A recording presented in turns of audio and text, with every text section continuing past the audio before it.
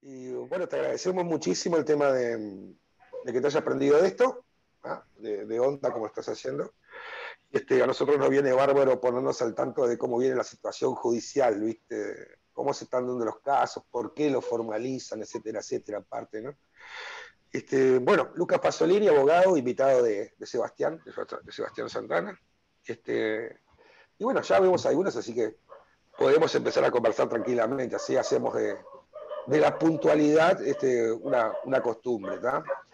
Les voy a pedir a los que están con el micrófono abierto, mientras no intervienen, que apaguen los micrófonos, y Edgar va a llevar la lista de oradores. Bueno, la cámara y el micrófono son tuyas, Lucas. Perfecto, buenas noches. Bien, ¿cómo viene la mano? Bien, la mano sinceramente se complicó en estos últimos meses, principalmente por la puesta en vigencia de la LUC, porque complicó en diferentes elementos. Lo primero, están formalizando, es decir, se están haciendo allanamientos. Cuando se hace ese allanamiento, se incauta la sustancia. Si tiene habilitación del IRCA, usualmente, cuando la cantidad es superior a 480 gramos, es que se decide formalizar.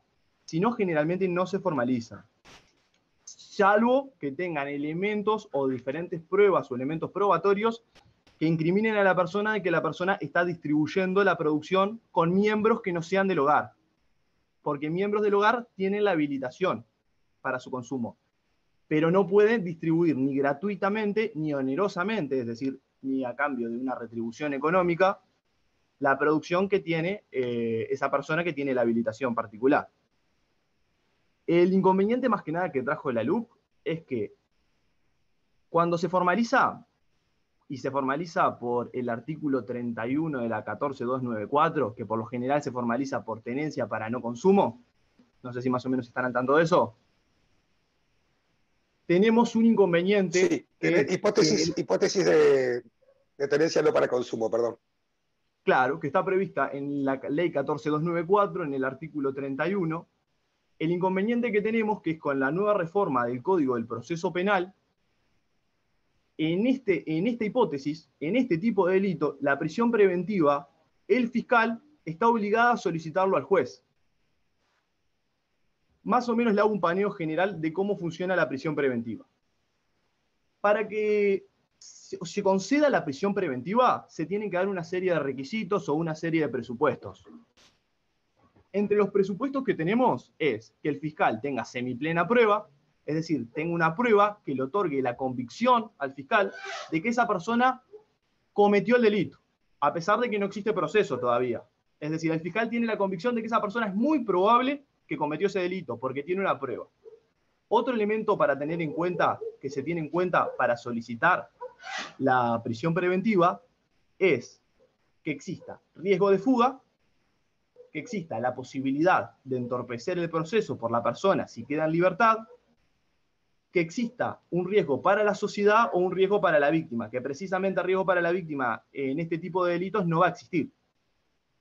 Pero sí, por la naturaleza del delito, los jueces entienden que existe cierto riesgo de fuga. Es por eso que con la LUC lo que se modificó es que todos esos riesgos, cuando el fiscal decide formalizar, se presumen. Es decir, el abogado empieza partiendo, comienza el partido partiendo 1-0, como quien dice. Porque todos esos riesgos, automáticamente, por la naturaleza del delito, ya se presumen. En cambio, con otro tipo de delitos, esos riesgos es el fiscal que tiene que probar la existencia de los mismos. Es el fiscal con otro tipo de delito que tiene que probar que la persona tiene riesgo de fugarse o que la persona tiene posibilidad de entorpecer el proceso. En cambio, con ese delito, particularmente, y con otros delitos que están a texto expreso dentro del CPP, es el artículo 224, si no me estoy equivocando, lo prevé a este artículo, los artículos de la 14294, principalmente los que tienen una mínima de penitenciaría, que es decir, una mínima de 24 meses de prisión, prevé que todos esos riesgos ya se presumen. Por lo tanto, el abogado tiene que probar que esos riesgos no existen. Por lo tanto, uno arranca perdiendo, como quien dice. Por ejemplo, yo tuve un caso de un muchacho reciente, 2 meses. Se le incautó en la prueba de pesaje que se hizo, es decir, cuando se incauta la sustancia vegetal, o se incauta aceites, o se incauta hojas, tallos, lo que sea. Todas esas sustancias, cuando llegan a Fiscalía, Fiscalía hace una prueba de pesaje. Luego de esa prueba de pesaje es una prueba de reactivo. Toma cada una de las sustancias que incautó y hace una prueba de reactivo con un químico. Si ese químico se pone de color rojo, es porque estamos ante una sustancia psicoactiva. A este muchacho se le incautaron aproximadamente 1,2 kg de sustancia vegetal. Es decir, era de la cosecha, no era de la planta, era sustancia vegetal cortada, próxima a la flor, es decir, tenía muy poca hoja. 1,2 kg. También se le incautaron 13 frascos vacíos con gotero.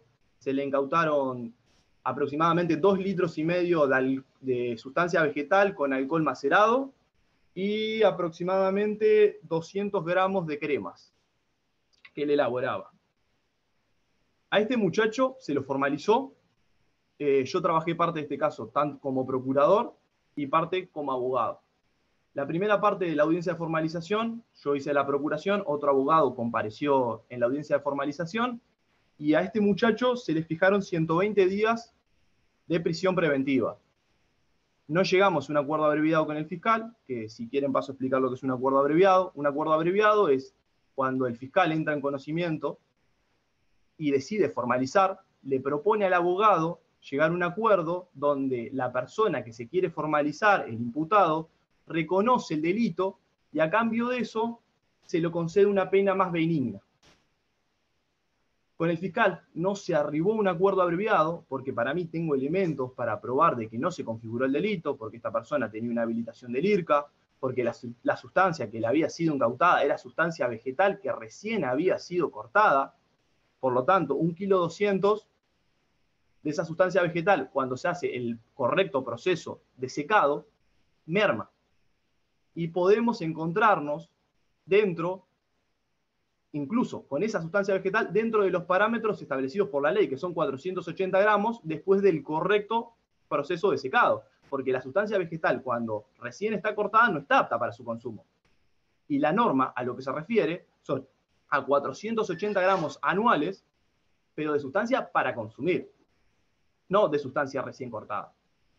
Y eso es más o menos el debate que se da con los operarios del Poder Judicial, porque ellos incautan y entienden que esa es todo sustancia vegetal, por lo tanto tienen elementos suficientes para formalizar porque estás por arriba de 480 gramos y estás lejos por arriba de 480 gramos. Cuando en realidad lo que no se dan cuenta es que esa sustancia vegetal tiene que pasar por un proceso de secado para estar apta para el consumo. Y que luego de ese proceso de secado sí nos podemos encontrar dentro de los guarismos de los parámetros de la ley. Porque, por ejemplo, esta persona tenía exactamente lo que habilita la 14294, que son 6 plantas. Y a pesar de eso se lo formalizó. Luego este muchacho, cuando yo ingreso como abogado de él, le pudimos sustituir la prisión preventiva por domiciliaria, alegando diferentes motivos, como que al principio a él se le decretó prisión preventiva no solamente por la naturaleza del delito, sino también por otras circunstancias, que es que él no tenía domicilio fijo, que él no tenía un empleo formal, que él no tenía familia en el país, y todos esos elementos, la fiscal entendían que eran elementos que aumentaban el peligro de que esa persona se fugara del país. Porque al no tener ningún tipo de arraigo al país, esa persona, ante la posibilidad de ser privado de libertad, ese era el argumento de la fiscalía, que la persona, al tener altas probabilidades de ser privado de libertad, decidiera fugarse. Es por eso que el juez accedió en una primera instancia a la prisión preventiva. Pero luego de 120 días, es decir, un plazo considerable, donde el ITF, si quieren explico en resumidas cuentas, ¿saben lo que es el ITF? ¿Explico más o menos lo que es el ITF? El ITF es el Instituto Técnico Forense, pero sí, explicás. Exactamente. Cada vez que se incauta una sustancia y que se hace la prueba de pesaje y la prueba de reactivos, a pesar de que eso ya se haga dentro, por lo general se hace dentro de la fiscalía y se hace previo a la audiencia de formalización, eso se remite al Instituto Técnico Forense. El Instituto Técnico Forense son precisamente peritos que se encargan de hacer una prueba, pero tienen personal idóneo para realizarla.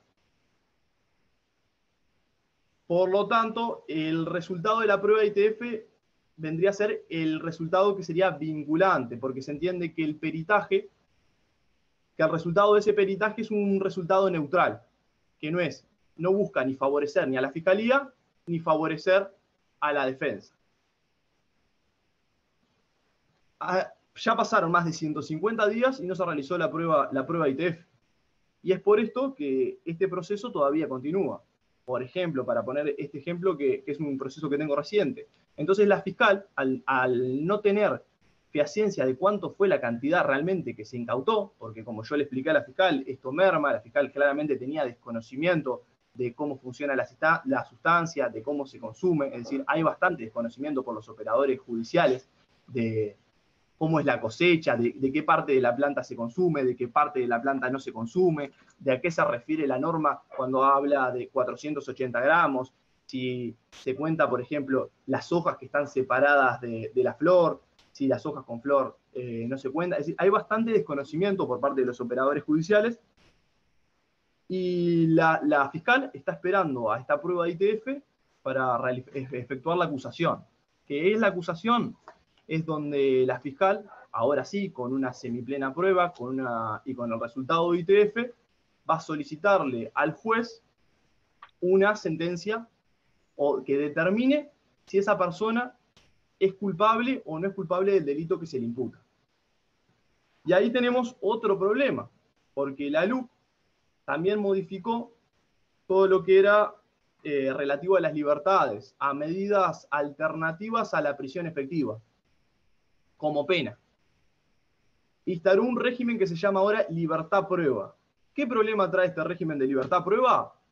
Que para los delitos de la 14294 no habilita. Es decir, en el caso de que se configure el delito, esa persona va a tener que cumplir prisión efectiva. Es decir, esta persona, este sujeto, que yo creo que tengo suficientes argumentos para probar de que no configuró el delito, en el caso de que la jueza entienda que sí se configuró y que el delito está configurado, no va a tener una medida alternativa. Ahora actualmente está en domiciliaria, está cumpliendo perfectamente con la medida cautelar. Pero si la jueza entiende que es culpable, va a tener que cumplir prisión efectiva. Bueno, otro elemento a tener en cuenta es que superarlo, que se te incaute una sustancia que sea apta para consumo y que sea superior a 480 gramos, no implica automáticamente que se haya configurado el delito. ¿Por qué? Porque la norma dice, hasta 480 gramos se va a presumir, si tiene la habilitación del IRCA, que es para consumo personal.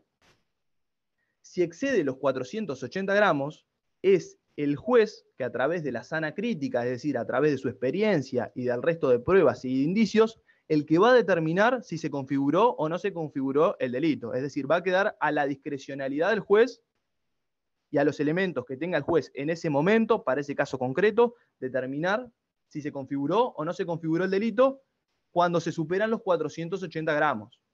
Es decir... Una pregunta, sí. puede ser. Sí, o no. sea que queda en lo que se dice en la jerga judicial a su sabio entender, que aunque no tengan pruebas de que una persona vende, puede a su sabio entender decir que para él vende y procesarte. Exactamente. Si la cantidad es superior, por ejemplo, si tenés hasta 480 gramos, si tenés sustancia apta para consumo, vegetal, 3 kilos, el juez, a pesar de que no tenga indicios, por ejemplo, porque por lo general, junto con la sustancia vegetal que se incauta también los celulares, computadoras o cualquier medio de comunicación en búsqueda de que esa persona comercie la sustancia que produce.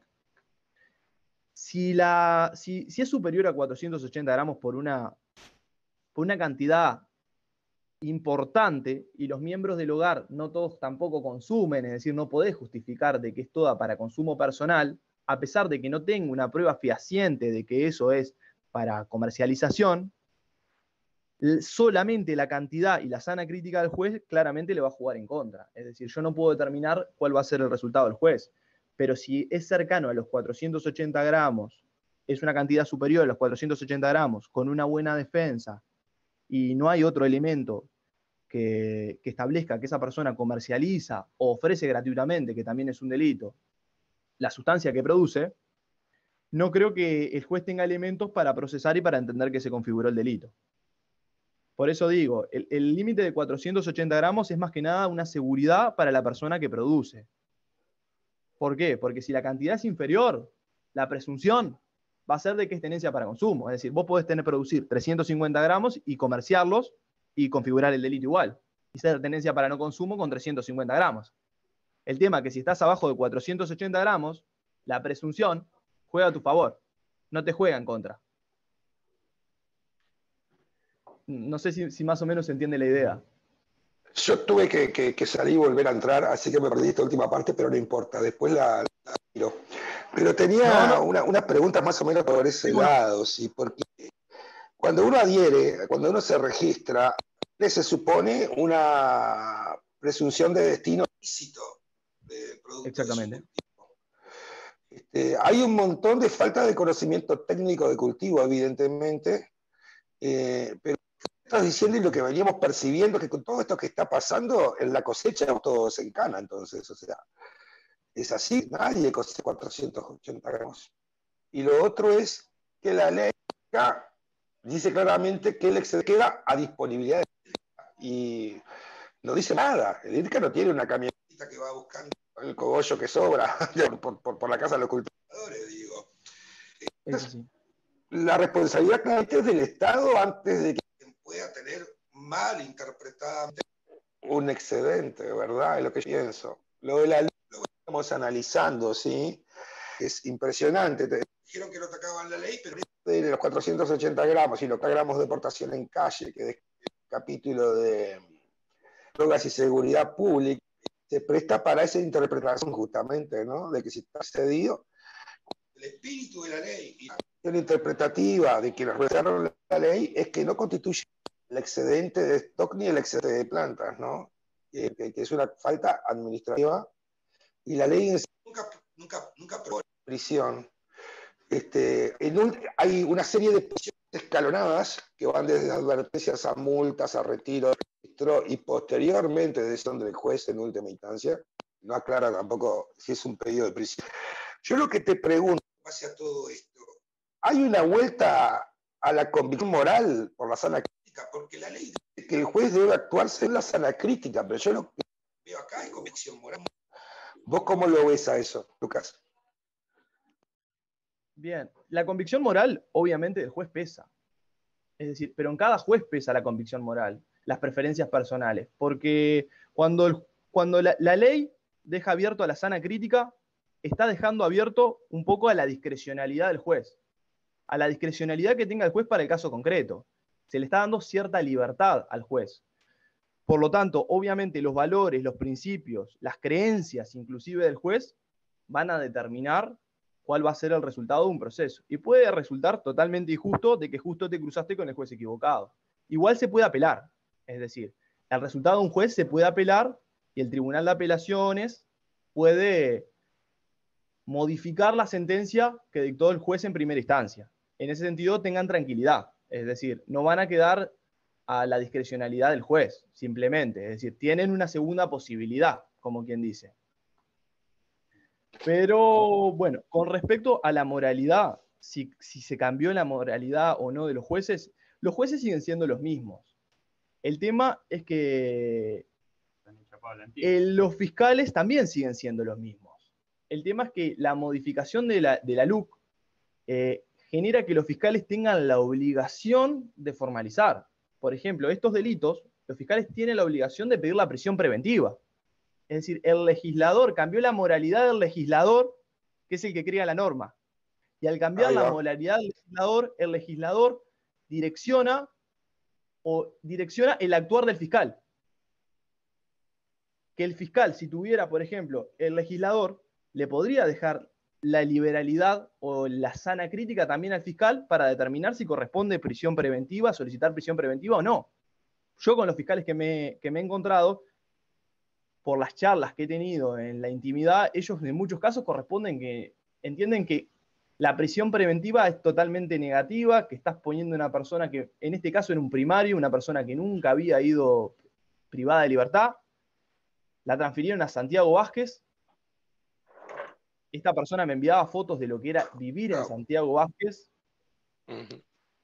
Y estás quemando hablando mal y pronto, voy a usar un poquito de lenguaje coloquial, estás quemando a una persona, le estás cagando la vida, hablando mal y pronto, aunque sea 120 días de prisión preventiva, es una huella y una marca que esa persona no se olvida nunca más, y existe la posibilidad, a mi criterio, de que esa persona sea inocente.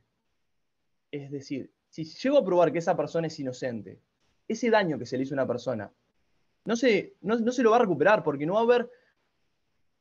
Una demanda. Claro, no va a existir recompensa económica que pueda satisfacer el daño que a esa persona se le hizo. Claro, hay guachos mismos que están yendo en cana, sin antecedentes, estudiantes, ¿sí? 19 años, 20 años, es arruinar una vida, sin dudas. Por todo esto que vos decís, ¿podemos interpretar que hay una inversión de la presunción de inocencia en el proceso judicial? Hay una inversión de la presunción de inocencia cuando, para determinados delitos, se parte de que sí o sí el fiscal tiene que solicitar la prisión preventiva. Y a su vez hay una inversión también del principio de inocencia cuando el abogado para esos delitos tiene que probar que no existen esos riesgos, cuando en sí la carga la tendría el fiscal. Y hay también una inversión del principio de inocencia cuando, sin la existencia de un proceso y sin la existencia de una sentencia de condena, se está privando de la libertad a una persona. Es decir, un derecho inherente a la personalidad humana. Estamos hablando de un derecho de los más importantes junto con la vida. Se lo está privando de la libertad a una persona que no recibió ni un proceso y a una persona que tampoco tiene una sentencia de condena. Es decir, no se determinó si es inocente, si es culpable. Y ese daño no te lo va a recuperar ningún resarcimiento económico. Es irreversible, y la vida ahí adentro, que chao, no vas a ser el mismo cuando salgas, evidentemente, ¿no? ¿Puedo hacer una preguntita? Sí. Sí, porque yo hace unos años tuve un contacto con una persona que tenía una farmacia, que a su vez era farmacéutico, ¿no? Era químico farmacéutico, y él me dijo que para él producir sus ungüentos no precisaba de autorización del Ministerio de Salud Pública. O sea que mientras vos hagas una crema de uso tópico, o sea, externo, que no se ingiera, él no precisaba del Ministerio de Salud Pública para poder eso. Te comento porque recién me dijiste que también le encontraron cremas, y creo que eso sería una parte importante de explicarle a los fiscales que como son cremas y son de uso tópico, o sea, de uso externo, no requieren el control del Ministerio de Salud Pública. Sí los aceites que se ingieren, ¿no? Quiero saber si eso está claro dentro del Poder Judicial o no está claro. Bien, con respecto a las cremas, ellos formalizaron por todo, ellos hacen una prueba de reactivo y me parece que, no me acuerdo cuánto es el parámetro de THC, si la sustancia que incautan supera esa cantidad de THC, automáticamente ellos dicen que vos necesitas habilitación creo que es del Ministerio de Salud Pública, para producir, o habilitación del IRCA, si no me estoy equivocando. No, 1% es. Es un 1%, por eso. Si automáticamente supera, ellos toman un químico y hacen una prueba de reactivo. Si el reactivo queda en un color rojizo, un color amarronado, automáticamente ese elemento lo suman al material probatorio que tienen para solicitar la formalización, y todo eso se remite al ITF. Bien. Otra cosa a tener en cuenta es que la ley establece 480 gramos, pero no establece la forma de consumo. No dice que tiene que ser 480 gramos para consumirlo en cigarrillos.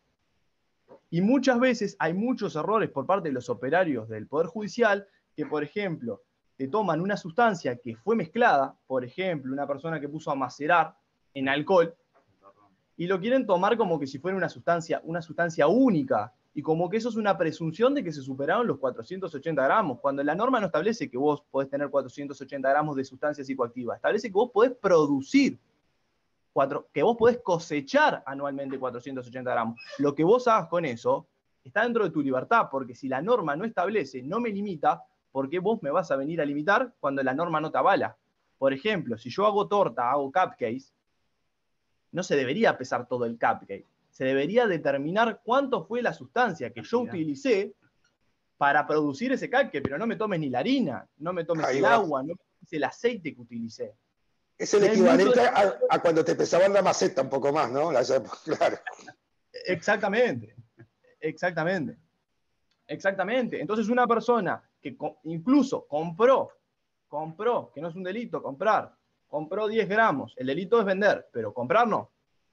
Compró 10 gramos, se hizo una torta, la torta pesa 2 kilos, no me vas a decir que superé los 40 gramos. Claro. Pero además, excepto por los clubes que tienen expresamente prohibido hacer extracciones, en el caso del autocultivo no es así. Y eso en todo caso, salvo semiplena prueba de venta, por ejemplo, es algo que constituye una actividad privada de las personas que en la medida que no afecte a la salud pública está exenta de la autoridad de los magistrados. O sea, claro, así, ¿no? Es decir, si vos utilizás esas cremas para venderlas, para comercializarlas, para regalarlas, bueno, eso es otro tema. Pero estamos hablando de que vos estás utilizando la propia sustancia que te habilita la norma para cosechar en una forma de consumo cuando la norma no te establece, no te limita a consumirlo en cigarrillos. No te dice que no puedes hacerte una torta. No te dice que no te puedes hacer una crema. Exactamente. Es decir, los operarios judiciales, principalmente los fiscales, no sé por qué, pero están buscando el pelo al huevo, como quien dice, hablando mal y pronto. Porque no se entiende. Yo te preguntaba por la convicción moral, justamente. No se entiende lo que están buscando. No se entiende lo que están buscando, porque claramente esta persona que tenía 1,2 kg de sustancia vegetal que había recién cortado, eso cuando merma, aproximadamente, ustedes lo deben saber mejor, debe mermar capaz que en un 60%. Más aún, depende del método de secado. Depende, puede llegar a un 80% perfectamente. Entonces, cuando esa sustancia esté apta para consumo, esa persona está abajo de los 480 gramos. Estamos hablando de una persona que tenía 6 plantas, no es una persona que tenía 12, es una persona que quería estar dentro de la norma. Es una persona que había tramitado la habilitación del IRCA. Y otro elemento a tener en cuenta, particularmente en este caso, es que el muchacho había cambiado de domicilio. Había cambiado de domicilio, había ido a la comisaría a tramitar una constancia de domicilio para llevarla al correo, que él me explicó que más o menos así era el procedimiento. Y la funcionaria del correo le dijo que estaba todo en regla porque solamente verificó el plazo. La fiscal entendía que la habilitación no servía para esta persona porque esta persona no justamente en el domicilio donde tenía las plantas no tenía la habilitación. Cuando para mí claramente eso es un incumplimiento de la ley 19.172 en el artículo 40 que prevé sanciones. Ahí correspondería una sanción administrativa, pero no sería un delito en sí mismo. Se apunta a llevarte la 14.294 permanentemente. Perdón por la interrupción, ¿no? Automáticamente, sí. Usualmente sí. Es decir, lo que pasa es que la ley 19.172, en el artículo 40, que prevé las infracciones, en el artículo 41 también prevé que a pesar de esas infracciones, el IRCA, cuando entiende que hay una situación delictiva, porque el IRCA también está habilitado a hacer controles, lo tiene que remitir al Ministerio del Interior, y el Ministerio del Interior tiene libertad para entender si se configuró o no se configuró un delito para remitirlo a Fiscalía. Es decir, que haya una sanción administrativa no quita de que también se pueda configurar un delito. Es decir, una cosa no quita la otra. Te pueden aplicar la 19.172 y también la 14.000. Ahí va la bocha. Pero en este caso, por ejemplo, particularmente, para mí sí era una infracción de la 19.172 que el muchacho no haya constatado y que se haya efectuado correctamente el cambio de domicilio. Bien. Y no directamente decirle, no, tu límite está en 40 gramos porque vos no tenías el permiso para en este domicilio tener 6 plantas y estar produciendo, por ejemplo. Sí, los errores a nivel de papeleo desde el correo y desde la policía en el caso del certificado de residencia son constantes. Tenemos un caso clarito en 33, 2 hermanos. Ellos asumieron que estaban registrados en un mismo domicilio, o sea que tenían 12 plantas, 15 en realidad, pero vamos a decir que eran el doble, ¿no? Porque eran 2. Cuando en realidad, y por la naturaleza y el carácter de estos gurises que son de campo prácticamente, ni siquiera deben haber revisado el mail y deben haber asumido que yendo con el papelito del correo ya estaba el registro, ¿entendés? Cuando la respuesta claramente es el mail del IRCA, ¿no? Que seguramente ahí, al coincidir el domicilio, uno de los dos haya sido descartado de su autorización. Mira, justamente hablando de esa situación de personas que no están registradas o que no cumplieron con los requisitos formales para registrarse, otra inconsistencia que tiene la 14.294, junto con la aplicación del Código del Proceso Penal y las reformas que se hicieron actualmente, es que una persona que no tiene habilitación del IRCA, estaría configurando el delito del artículo 30, inciso segundo de la 14.294, que es producción de cannabis sin autorización, que establece una mínima de 20 meses. Es decir, el que sin autorización produce cannabis tiene una mínima inferior al que se lo intenta formalizar con habilitación por tenencia para no consumo. Pero eso no es todo. Esa diferencia, como me decís, 4 meses, esa diferencia es la diferencia entre que sea pena mínima de penitenciaría y una pena que sea superior a la mínima de penitenciaría. ¿Por qué? Porque el CPP establece que los delitos de la 14.294, que tienen pena mínima de penitenciaría, es decir, más de 24 meses, es en los que aplica las presunciones que habíamos comentado hoy. En cambio, como este delito, para el que no tiene autorización del IRCA, establece una pena mínima de 20 meses, no llega a ser pena de penitenciaría. Por lo tanto, las presunciones no le juegan en contra. Sí, absolutamente contradictorio. Yo te tenía una pregunta específica. Si alguien tiene una pregunta, por favor, pida la mano con Edgar ahí o mándela por el chat, ¿tá? Porque esto es abierto para todos los participantes a nivel de preguntas. Yo tengo una pregunta. Adelante. Martín habla, ¿qué tal? Buenas noches. Buenas noches, Martín. Con respecto a si es, ¿cuánto porcentaje es psicoactivo, digamos, de THC? Por ejemplo, si una planta medicinal que tenga 20% de CBD y 1% de THC, ¿qué cantidad en gramaje podrías tener? Los gramos siguen siendo lo mismo. Es decir, los gramos que vos tenés para cultivar, no importa la cantidad de THC, siguen siendo, es decir, si es inferior a 1, no contabiliza, pero si es superior a 1, si no me estoy equivocando, de eso supuestamente, seguramente ustedes sabrán más que yo, la cantidad es la misma, es decir, son 480 gramos para el que tiene la habilitación del IRCA y 40 gramos para el que no la tiene. Otra cosa pasa en los clubes canábicos, que la habilitación es superior, que creo que permiten hasta 99 plantas.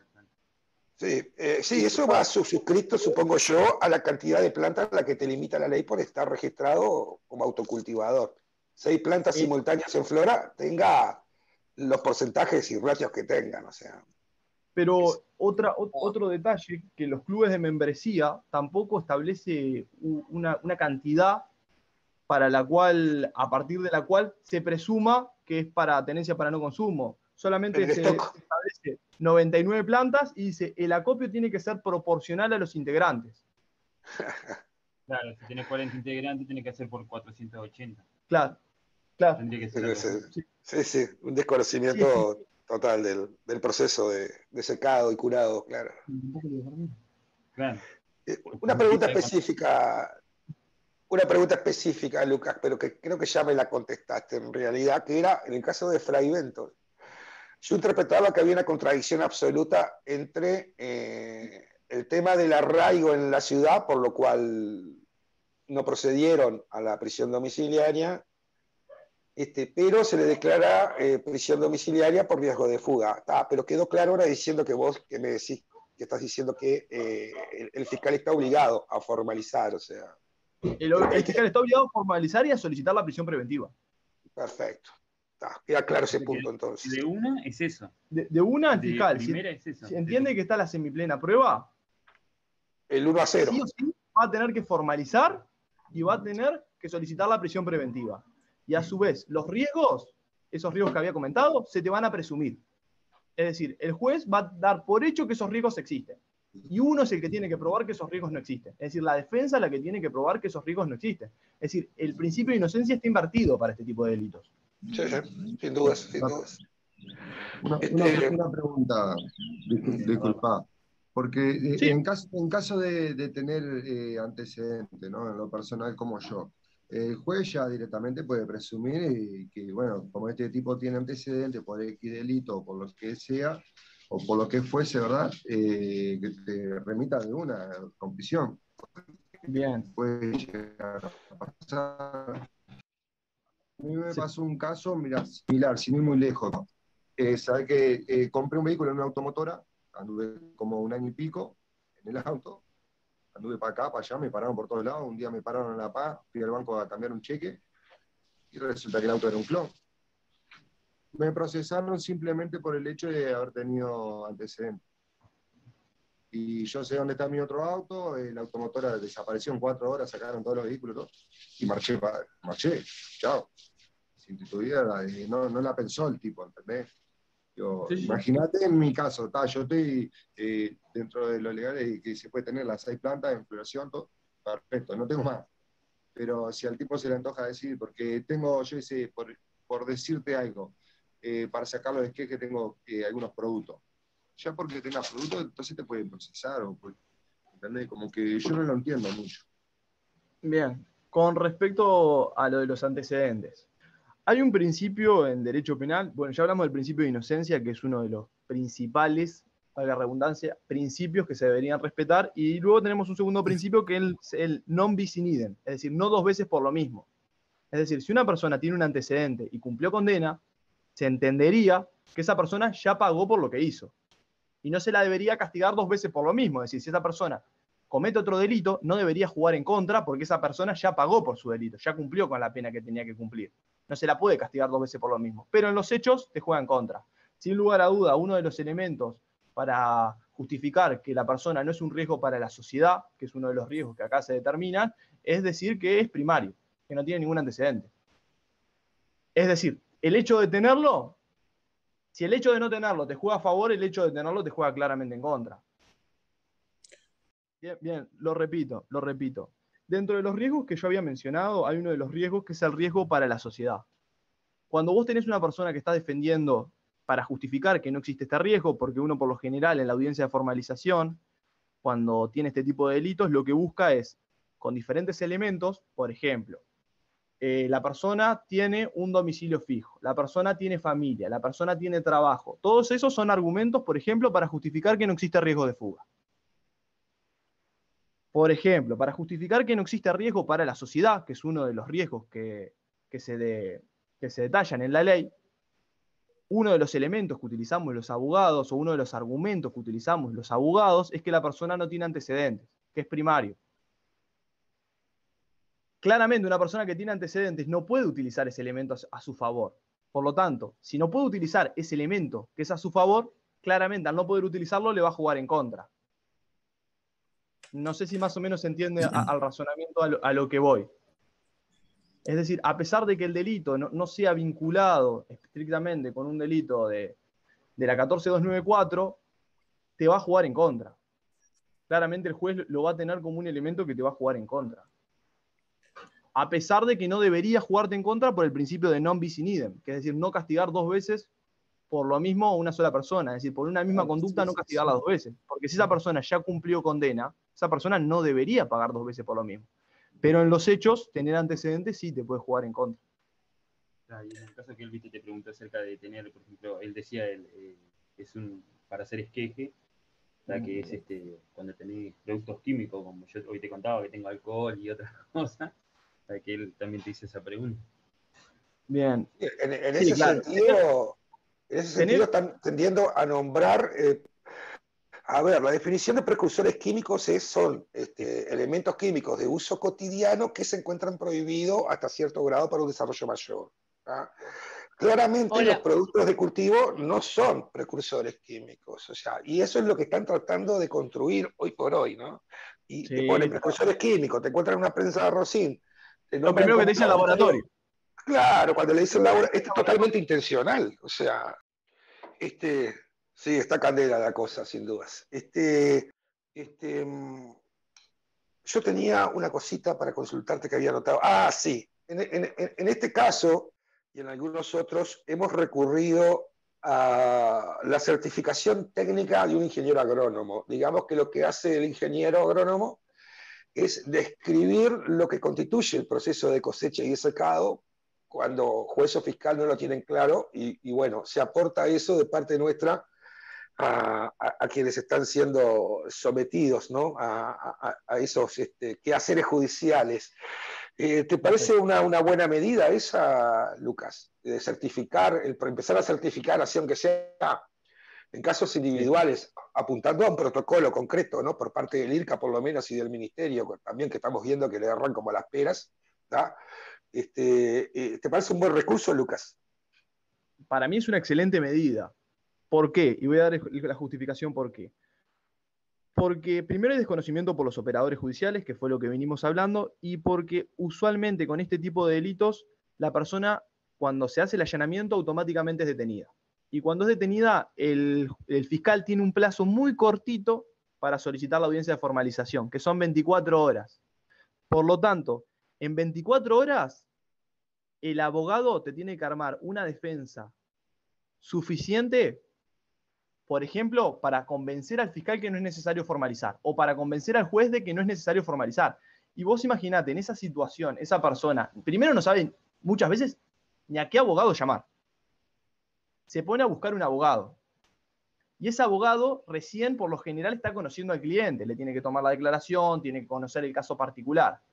Creo que tener una prueba que sea contundente, que sea de un ingeniero agrónomo, le otorgaría certeza al desconocimiento que tienen los funcionarios judiciales en ese ámbito, en ese aspecto, ¿entendés? No es lo mismo que la defensa le explique el proceso de secado, cuando la defensa tiene un interés particular de probar la inocencia, que se lo diga un ingeniero agrónomo. Que vos tengas un documento específico de un ingeniero agrónomo que diga que esto fue cultivado en tal fecha, que esto va a mermar tanto, que va a quedar dentro de estos parámetros. Es diferente a que se lo explique el abogado. Yo, por ejemplo, para este caso que tengo, lo que voy a solicitar es eso. Voy a solicitar un ingeniero agrónomo que me haga un estudio de cuánto tiende a decantar la flor desde que es cosechada cuando se hace el correcto proceso de secado. Porque probablemente, como esto se lo remitió al ITF, no pasó por un proceso de secado como debería. Entonces el proceso de secado se pudo haber visto afectado. Entonces yo voy a buscar un ingeniero agrónomo que, en el caso de que el resultado de ITF sea superior a 480 gramos, que me permita argumentar de que con un correcto proceso de secado esa cantidad pudo haber sido inferior. Bien, ¿ya tenés definido quién sería el ingeniero agrónomo? Si no, podemos ponerte en contacto con este mismo. No, y sinceramente me sería de grata ayuda que me pongan en contacto con ellos. Por interno lo hacemos después de la charla, entonces, no hay ningún problema. Dale, perfecto. Muchísimas gracias. No, por favor. Gracias a vos. El detalle también es, un mail se considera documento, ¿no? Un mail con los datos de quien lo remite, etcétera, etcétera, se considera un documento válido, ¿no? Preferentemente que sea un documento impreso y firmado. Bien, perfecto. Está bien. Porque si no van a tener que contactar al ingeniero agrónomo y tenés 24 horas. Es un plazo muy corto. Es demasiado corto. Imagínate que no lo puedes contactar al ingeniero, la fiscal va a terminar formalizando. Y si es un elemento que te puede jugar a tu favor para que no te formalice, porque no nos olvidemos que existe el riesgo de la prisión preventiva. Sí.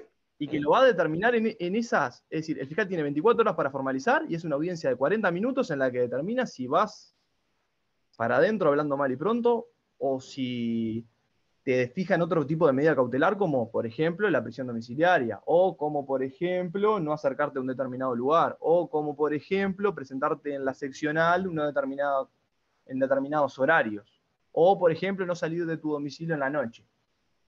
Había un caso que tenía que presentarse de 10 a 6 de la mañana en la comisaría. Sí. De 6 a 10 de la mañana. Tenía que estar en la comisaría. Qué lindo, qué divino. Levantarte y para irte al calabozo. Estás loco. Bueno, ¿alguien tiene alguna pregunta más, gente específica? O en tu caso, Lucas, ¿te queda algo en el tintero? Creo que no, creo que se tocaron todos los puntos o los puntos que son más controversiales. Me gustaría preguntarte cómo hacemos para estar dentro del marco legal, porque si yo que hago aceite, no para mi espalda, ¿cómo hago para no tener una bohemia? ¿Cómo hago para no tener alcohol? ¿Para no tener algún químico?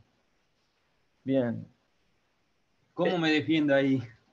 Bueno, el problema que tenemos ahí es que es una norma reciente y que no es una norma que actualmente se aplique sola. ¿Por qué? Porque se aplica en conjunción con el CPP, que sufrió reformas, con la LUC, con pedidos de fiscalía y con pedidos de que se combata el narcomenudeo, es decir, hay orden de combatir el narcomenudeo, hay orden de los fiscales de formalizar. Esas instrucciones, perdoname, a ver vos qué opinás, pero son un desastre, son 2 párrafos.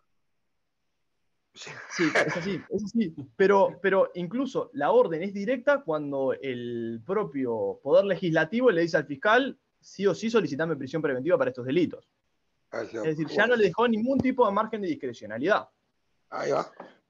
Por lo tanto, hoy por hoy, hasta que no tengamos varios casos, lamentablemente, van a haber varios casos de personas que en este trajín, hasta que se haga una cierta jurisprudencia y los operadores jurídicos conozcan cómo tratar estos casos, que son relativamente nuevos, entre comillas, no vamos a tener certeza de cuándo se va a formalizar, cuándo se va a pedir prisión preventiva y cuándo no. Es decir, se va a necesitar un cierto historial, una cierta cantidad de casos, que a pesar de que la jurisprudencia en nuestro país no es una fuente formal, no es obligatorio que un juez falle al igual que otro juez, pero a medida que hayan varios casos y ya tengamos cómo va a ser el comportamiento o cómo podemos prever que va a ser el comportamiento del juez en un determinado caso, ahí recién vamos a poder tener certeza de, por ejemplo, recomendarte utilizar alcohol, utilizar productos químicos.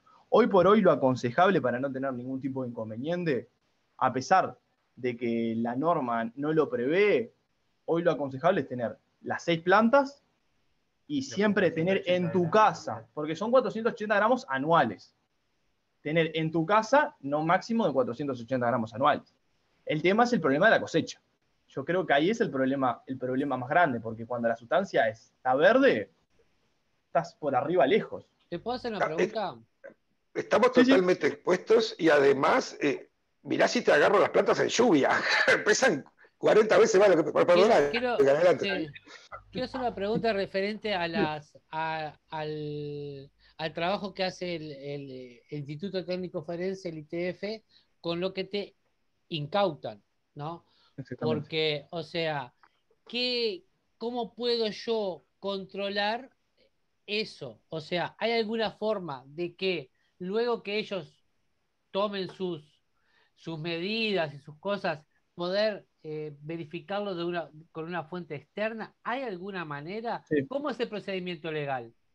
Bien. Lo primero, cuando a uno te incautan, antes de formalizar, se hace una prueba de pesaje y de reactivo. En esa prueba de pesaje y de reactivo está la defensa. Es decir, la defensa va a ver qué sustancia fue la que se incautó y que esa sustancia realmente, efectivamente, coincida con lo que retiraron del domicilio. Luego se va a determinar que esa sustancia si es reactiva o no es reactiva.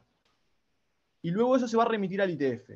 El resultado del Instituto Técnico Forense, sinceramente, es el que va a tener en cuenta el juez. Pero a pesar de eso, la parte puede solicitar a un perito que también le efectúe un peritaje particular.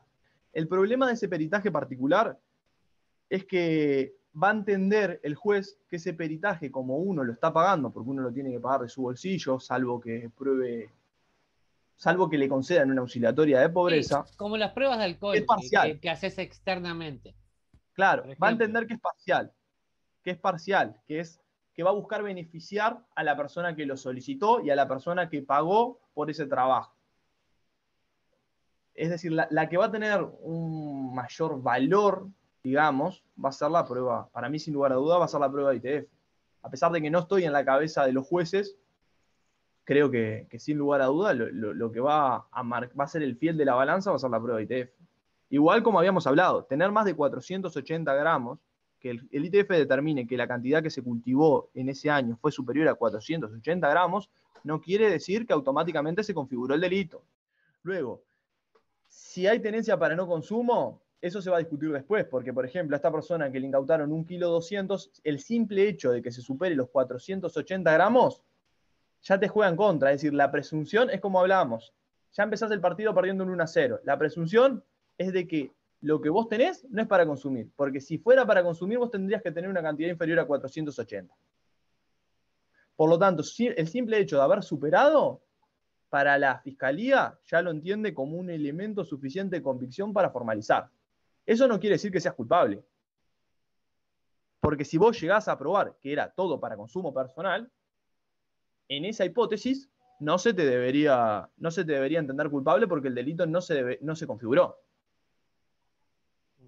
Porque en sí, ¿cuál es la finalidad de la ley? La finalidad de la ley es combatir el narcomenudeo, es combatir el narcotráfico, no combatir las personas que cultivan para su propio consumo.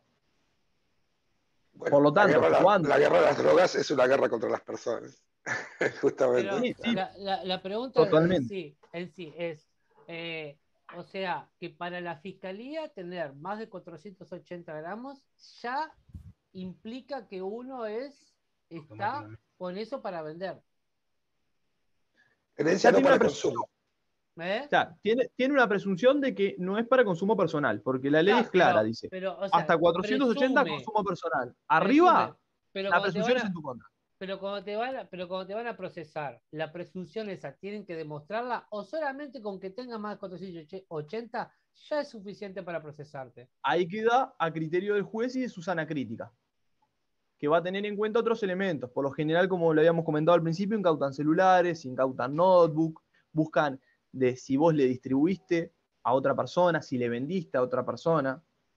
Incluso si le diste a título gratuito ya es un delito. Pero si uno, por ejemplo, entrega todos los celulares, todas las computadoras, entrega todo y le entrega también, perdón, y entrega también las cámaras de que en la casa no entra nadie. O sea, igual te pueden procesar. Y va a depender la cantidad que remite ITF. Si estás muy lejos de los 480 gramos, te va a jugar en contra. Es decir, no quiero... Sí. La justicia funciona como tiene que funcionar. Funcionó siempre igual. O sea... Vamos arriba. Decir, te va a jugar claramente en contra. Años, es decir, fumo de los 18. Tenés poca probabilidad. Si lo hablamos en probabilidad, por favor. Si estás lejos de los 480 gramos, tenés lejos. Si estás arriba del doble, el triple, por ITF, de que estás produciendo eso, está bastante complicado el partido. Está bastante complicado. Es decir, las probabilidades son ínfimas e incluso la Fiscalía desde el principio te va a estar proponiendo llegar a un abreviado, llegar a un acuerdo. Pero estamos en el horno porque te están llevando a un proceso judicial sin semiplena prueba y una vez que estás allá adentro dependés de la plena convicción moral de fiscal y juez. Sí, estamos todos expuestos. No existe, yo tengo 6 plantas y a mí no me jode nadie. O sea, ni siquiera eso existe. Hoy por hoy, claro. Hoy por hoy no. Hoy por hoy, si te agarran con arriba de 480 gramos, te agarran con 800 gramos y es sustancia fresca, existen altas probabilidades de que te formalice. Es fuertísimo. Es muy fuerte. Ahora. Este muchacho se lo formalizó por 1,2 kg. 1,180 kg. Verde. Cosechado hace 2 días. Sí. Queda menos probablemente. La propia persona que lo denunció declaró que la cosechó hace 2 días. Es decir, no había contradicciones. Muy fuerte. Muy fuerte. Estamos hablando de una combinación de ignorancia e intencionalidad. Es fuertísimo. Una pregunta, siguiendo el razonamiento de la 19.172 en cuanto a que el excedente queda a disponibilidad del IRCA, pero IRCA no propone nada. Para eso, ni vos estás obligado a llamar al IRCA para decirle, mirá que me sobra, venía a buscarlo o qué hago. El responsable de ese excedente es el IRCA, claramente, desde la 19.172. O sea, claro. Yo no puedo ni prenderlo fuego al aire libre porque estoy contaminando, o sea que estoy afectando la salud pública, ni puedo tirarlo a la basura porque capaz que pasa un gurí y agarra una hoja, un cogollo de allí. Julio, ¿no sabes lo que me pasó a mí una vez? Justamente, quemé los excedentes y el vecino se asomó a ver qué estaba haciendo de todo el humo que salía. Claro. El vecino se me asomó, subió así y dijo, ¿qué pasa? ¿Qué está haciendo? No quemé nunca más. Claro. Permitime, mira, la pregunta concreta es qué pasa con ese vacío absoluto que hay, pero donde claramente el responsable del excedente es el IRCA. ¿Y qué pasa, por ejemplo, si yo agarro todo el excedente y lo almaceno y pongo una hojita donde diga excedente a disponibilidad del IRCA según ley 19.172 y sus decretos reglamentarios y lo firmo? ¿Qué pasa? Bien. Si Yo creo que en esa hipótesis se debería primero llamar al IRCA antes de efectuar la cosecha, antes de realizar la cosecha, decirle, mirá, yo creo que voy a tener una producción que va a ser superior a la establecida por ley, o antes incluso de cosechar, antes de tener 6 plantas, decirle, mirá, mi intención es aumentar plantas, pero tengo miedo de superar los 480 gramos, no quiero cometer ninguna conducta delictiva. En el caso de que supere, ¿ustedes se responsabilizan? ¿Ustedes lo vienen a buscar o cómo es el procedimiento? Yo creo que habría que llamar al IRCA y planteárselo así, no directamente. Es que incluso te da miedo decir, mirá, tengo un excedente acá. Claro, porque además el IRCA por ley, si detecta si detecta una irregularidad, el IRCA está obligado a seguir, si es necesario, los canales judiciales. O sea, por ley está obligado a denunciarlo el IRCA. Y por otro lado, la política del IRCA es que... Eso te da miedo. Claro, eso, o sea, estás en un ping-pong así permanente. Estás anónimo. Pero por eso vos le tenés que decir desde antes. Es decir, por ejemplo, tengo 4 plantas, estoy produciendo 300 gramos, suponete. Quiero aumentar en 2 plantas más, pero me da miedo pasarme. ¿Cómo es el procedimiento para remitirlo? ¿Cómo es el procedimiento? O sea, esa fue una estrategia para presionar a la necesidad de protocolos claros por parte del IRCA, más que nada en los allanamientos en lo que acompaña a la policía. Y es también para decirle, hasta ahora no estoy cometiendo el delito, no es, estoy cometiendo el delito. Vengan a ver qué hacen con esto. Por las dudas, porque claro, sinceramente hay tanto desconocimiento de los operarios judiciales y todavía no hay suficiente cantidad de sentencias como para determinar, bueno, mira, así se procedió en este caso, así se va a terminar procediendo en el otro, como para que uno pueda prever, es que estamos como en un vacío. Y ahora surgieron estos casos, porque sinceramente antes Fiscalía creo que miraba para el costado. La fiscal te veía que tenía 8 plantas. No había voluntad de persecución. Ignacio creo que quiere hacer una pregunta. Podía tener las plantas enfrente a Fiscalía y la fiscal miraba para abajo cuando cruzaba. Está buenísimo porque estamos obteniendo una serie de datos que sirven como fundamentos para llevar el razonamiento de todos los implicados institucionales en esto, de que el vacío del IRCA es lo que está generando la formalización de estas personas, en resumen. Es así. Buenísimo. Mariana creo que quiere hacer una pregunta. Mariana creo que quiere hacer una pregunta, ¿puede ser? Mariana. Hola, sí, buenas noches. Perdón que llegué tarde, pero bueno, andaba en la calle. Mi pregunta es la siguiente, porque me quedó en el tintero. Hoy cuando dijiste que hasta donar era que es un delito, ¿no? En el caso de nosotros, que trabajamos más con los gurises de la asociación, ponete... Aclará qué asociación, Mariana. Es la asociación BATAR, que trata a niños con epilepsia refractaria y síndrome de West. Nosotras las madres... muchas tenemos aceites, capaz que no tenemos la materia prima, pero tenemos aceite. Y bueno, y siempre hay gente que no está tan de acuerdo como en pasado, creo que no, porque hola, ¿se escuchó? Y la pueden decir. Se escuchó parte de la pregunta, si quieren le voy respondiendo la parte que pude escuchar. Bien. Y ella que escriba lo otro. El tema es si vienen y tenemos de 20 aceites en una casa de familia y son para donar, no se comercializan.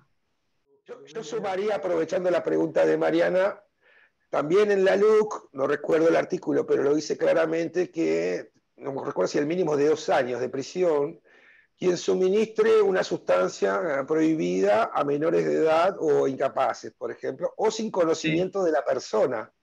Y eso todavía no le han dado pelota, pero eso va directamente contra el tratamiento que los padres hacen con cannabis medicinal de los niños. O sea, es lo que yo interpreto. Específicamente ese caso para mí configura está configurado en el artículo 36 de la ley 14294, que establece un guarismo de la pena de 4 a 15 años de penitenciaría, porque hay un agravante que está en el numeral número 2, que dice, cuando la entrega, la venta o la facilitación, es decir, no tiene que haber venta, puede ser a título gratuito, cuando la facilitación, a ver si me movió, o el suministro, por acá me quedé, espera que se me movió, Bien, cuando la entrega, la venta, la facilitación o el suministro de las sustancias a que se refiere el artículo 1 de la presente ley se efectuara en una persona menor de 21 años o privada de discernimiento o voluntad, se configura el delito. Y establece un mínimo de 4 a 15 años. Es decir, Sí, lo parió. otorgarlo de forma gratuita a una persona que está privada de discernimiento y que es menor de 21 años, ya te pone una base de 4 años de penitenciaría. Espero que venderlo entonces. Sí, porque creo que son dos cosas diferentes. Una cosa que sea menor de 21 y otra cosa que sea sin discernimiento. Porque puede ser un down que tenga 30 y pico de años y que no tenga discernimiento y alguien le dé aceite de cannabis. A eso se refiere la ley, creo. Claro, sí, claro. Clarísimo. Yo a eso porque no escuché si las personas a las que se lo suministraban eran capaces de determinar la sustancia que se le estaba suministrando. Y como me había dicho que también eran los hijos, pensé que podían ser menores de 21 años. Son todos con discapacidad. Ahí va, son síndrome de West y epilepsia. Todos. O sea, parálisis todo generalizado del desarrollo, parálisis, como dice Mariana, en fin. Para mí está perfectamente regulado esa hipótesis, ese caso, en el artículo 36, numeral 2. Y es un delito. Es un delito que la mínima es de 4 a 15 años. Nos deja a todos a la intemperie la LUC y el Código Penal. Está salado. Es que los mismos médicos muchas veces, yo tengo mi suegra que consume aceite. Consume aceite, tiene poliartritis reumatoidea, y el mismo médico le aconsejó consumir aceite. Y el mismo médico fue el que le dijo, bueno, con alguno de los cultivadores, pedile si tiene un exceso. Es decir, el mismo médico le aconsejó cometer un delito y sinceramente a ella le está dando resultado ese tratamiento con el aceite. Claro. Para las articulaciones. El tema es que el médico no te da el certificado, porque yo también sufro la columna y tomo el aceite por ese mismo motivo. El que compra aceite no es un delito. Exacto. Comprar la sustancia no es un delito. Es decir, que el médico te recomiende ir a comprarla no es un delito. Pero sí estás necesitando de la persona que cometa el delito para que te lo venda. Es decir, una cosa no se da sin la otra. Te está diciendo, si alguien, vos no lo vas a cometer, pero estás si necesitando del otro que sí. Y el otro que sí te va a hacer un bien. Pero en realidad... Por favor, no se pisen en las conversaciones. Hagan de cuenta que son locutores de radio y cuando el otro corte, pimba.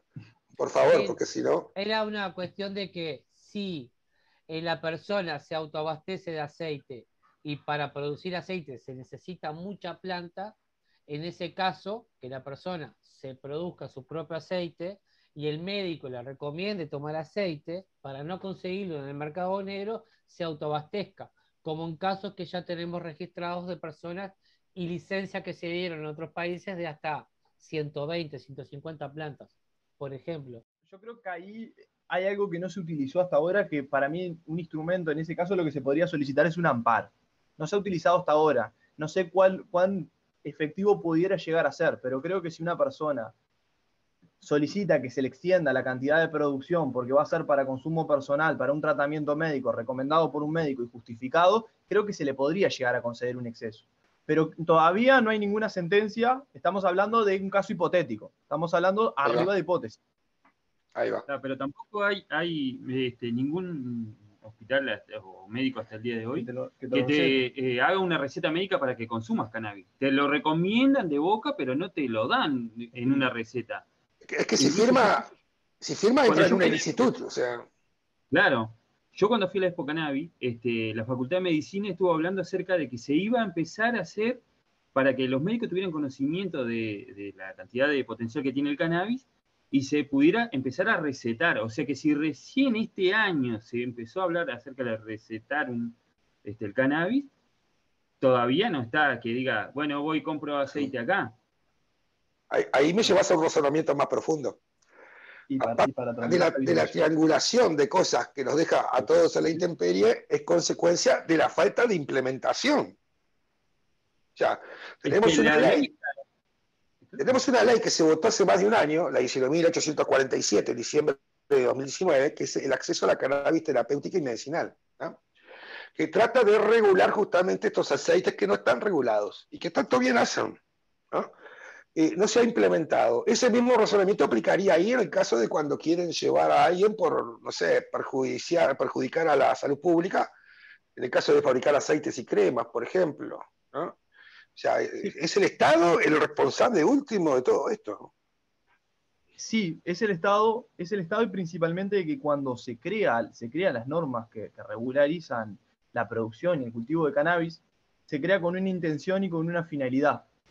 Y cuando se crea ahora las nuevas normas de la LUC tienen otra finalidad, y esa finalidad se contrapone. Entonces quedamos en el medio de estas dos normas que no terminan de aclarar cuál va a ser el rumbo que va a tomar la legislación en este país. No sabemos si lo que se va a terminar es de prohibir o si lo que se va a terminar es de liberalizar. Quedamos como a mitad del camino y tenemos dos fuerzas, una por un lado y una por el otro. Teníamos una intención inicial que era ir camino a una liberalización, todo daba a suponer, porque incluso los operadores judiciales no andaban con tanto hincapié como andan ahora. Y ahora tenemos otra norma que lo que genera es un retroceso. Y tenemos órdenes, y también tienen orden desde arriba, los fiscales, y también orden desde el Ministerio del Interior, de combatir este narco, entre comillas, narcomenudeo, que en los hechos todo el mundo sabía que existía. Que todo el mundo sabía de que vos te juntabas con un amigo y dame un cigarrillo de marihuana. Eso ya es un delito. Sí, es decir, el suministro a título no oneroso. Claro, automáticamente eso ya es, pero ya, es decir, la policía pasaba por enfrente tuyo y estabas en una ronda fumando con amigos y veía que compartían el cigarrillo de marihuana y no lo llevaba a todos detenidos.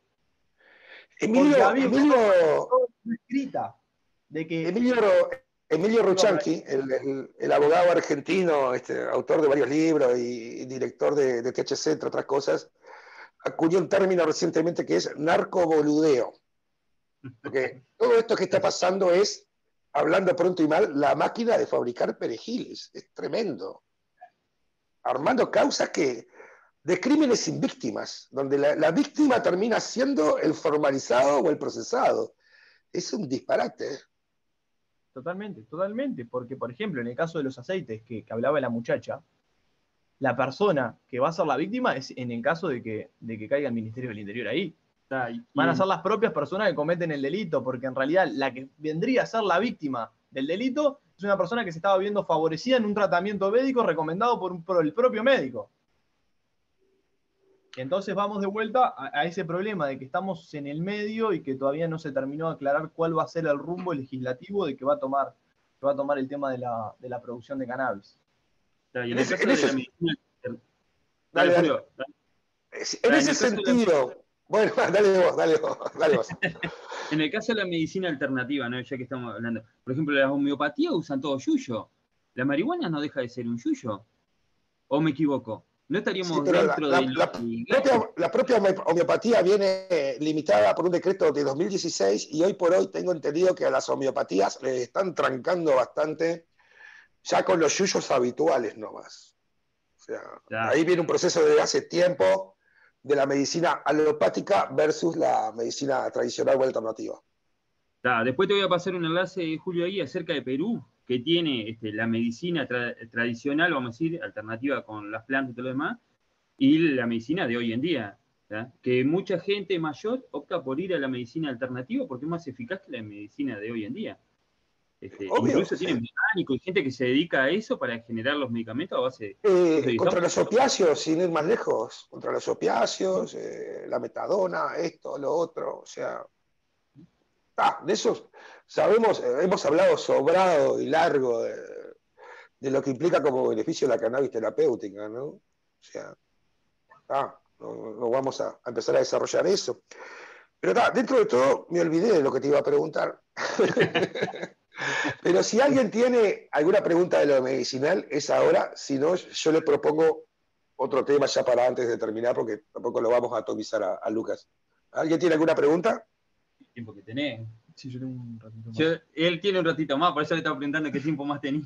La pregunta es la siguiente, a ver, vos qué pensás, en otra temática. El tema del pedido de recursos, de los datos del registro, perdón, por parte del Ministerio, y hay una interpretación clarísima de que rompe el contrato social en caso de que eso pasara, ¿no? Porque, a ver, yo marqué una ley que prometió que mis datos están protegidos por otra ley, a su vez, que es esta de Habeas Data, ¿verdad? En ese sentido, y dado un momento clave, ahora que salió a hablar la Junta Nacional de Drogas, y que la posición de la Junta, más allá de que va a terminar haciendo lo que AGESIC le diga, y sabemos que AGESIC en el informe jurídico puso en duda algunos datos del autocultivo, como la dirección, por ejemplo, que podría funcionar presentar un recurso de amparo sobre esos datos. ¿Afectaría en algo eso? ¿Presionaría a la AGESIC a hacer una interpretación jurídica menos invasiva? Cuando lo solicita, es decir, cuando se solicita la información o cuando se va a transferir la información, sí se puede llegar a presentar un recurso. Obviamente que lo primero que determine el juez va a quedar como, a pesar de que no es vinculante la jurisprudencia, va a quedar como el precedente, va a marcar el precedente. No te podría decir cuál va a ser la resolución. La resolución sí, pero la primera es la que se va a citar, es decir, el resto la va a citar. O sea que tengo que esperar que haya una solicitud y es a procesos individuales, pero por ejemplo, dirigirse a que la AGESIC, o sea, solicitar que la AGESIC no brinde tus datos al Ministerio del Interior, más allá de cualquier procedimiento particular. El tema es que si se modifica por ley, no va a haber mucho para hacer. Porque una ley posterior deroga una norma anterior. Es decir, si ellos modifican la ley para que se pueda remitir y pasar por alto este impedimento legal que tienen ahora y se modifica, automáticamente la ley posterior deroga la anterior y automáticamente lo van a poder transferir. Sí habría una ruptura del contrato previo. Ese es el problema, que ya hubo un contrato previo. El tema es que no sé si van a solicitar que se celebre un nuevo contrato y dar de baja los que ya existían. No sé cómo lo van a tramitar. Sinceramente, desconozco. Pero eso es trámite parlamentario. Te piden los datos para que vos... Claro, sí, desconozco sinceramente cómo lo pueden llegar a tramitar. Pero eso es un trámite parlamentario que todavía ese escenario no se ha dado. La modificación de la ley. Actualmente, hoy por hoy, si masivamente 40, 50, 100 cultivadores presentan recursos de amparo, eso puede modificar la opinión de la AGESIC, que es la que va a hacer el informe final sobre si esos datos son o no accesibles al Ministerio del Interior, que no deberían, ¿no? Sí. Puede presionar, obviamente que va a presionar, pero no te va a garantizar el resultado. Eso es lo que me refiero. ¿Que va a ser favorable? Yo considero que va a ser favorable. Perfecto. Porque estamos en ese intríngulis ahora, ¿entendés? Con algunos abogados. Entonces era interesante escuchar tu opinión. Bueno, tendrás tus compromisos, Lucas. No sé si querés agregar algo. Yo creo que de los elementos que me había traído incluso para tratar ahora, creo que más o menos estaría todo. Si a alguno le quedó una duda, si a alguno de algo que ya estuvimos hablando, no hay inconveniente en reiterar algún concepto que haya quedado en el aire. Creo que fuiste clarísimo. Bueno, salvo que algún compañero tenga alguna consulta particular, entonces podemos ir cerrando este Zoom. Te agradecemos, pero 1.000.000 de gracias, Lucas. La verdad que interesantísima la jornada. Gracias, Sebastián, por el contacto que nos generaste. No, por favor. Vamos arriba. Estás formalmente convidado a integrar la ACA como socio honorario, si te cabe, ¿no? O podemos empezar a trabajar juntos en algunas cosas. Y lo otro es preguntarles, porque la verdad que está interesantísimo y no se nombró nada comprometedor. Quizás consultar en su caso en particular, pero si ustedes me dan el ok, editaría esto y le haría un material para hacer circular, porque la verdad que es un insumo interesantísimo el intercambio que se dio. ¿Qué opinas, Lucas? Yo no tengo ningún inconveniente. Perfecto. Consultar a Ignacio en particular después por interno y si da el ok, sacamos el material completo y si no, editamos esa parte. Bueno, muchísimas gracias de nuevo y bueno, espero que haya servido para algo a los compañeros todo esto. Y muchísimas gracias por estar. Por favor. Después te paso el contacto de esta gente. Hasta luego. Bueno, vamos arriba. Hasta luego, gente. Un abrazo grande a todos. Arriba los que siembran, ¿eh?